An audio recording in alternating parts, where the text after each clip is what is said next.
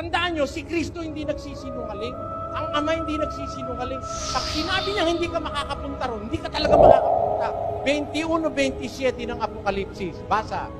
At hindi papasok doon sa anumang paraan ang anumang bagay na karumal-dumal o siyang gumagawa ng kasuklam-suklam at ng kasinungalingan. Hindi naman nagsisinungalingan Diyos eh. Pag sinabi niya, hindi makakapasok doon yung mga masasama. Ayan, yung mga yung Lunes, lasing Martes, lasing Miyerkules, nasa kasino, Webes, nasa kabaret, hindi ka makakapasok doon. Kahit ano pang ganun ang gawin mo, talagang hindi ka makakapasok doon. Si Kristo may sabi noon. Huwag natin lokohin sarili natin. Sabi ng Diyos, hindi makakapasok doon ang lasenggo. Hindi naman kita hinahatulan. Mahal nga kita, kaya ko to sinasabi.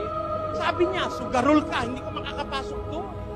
Sugal ka ng sugal, papakain mo na lang sa pamilya mo, itataya mo pa sa wedding. Huwag na. Pagka puro kalayawan ang ginagawa mo, puro makamundong bagay, hindi ka raw makakapasok doon. Ang may sabi nun, ang Diyos na hindi pwedeng makabakak. He is a God that cannot lie. Basahin natin ang Hebreo 6.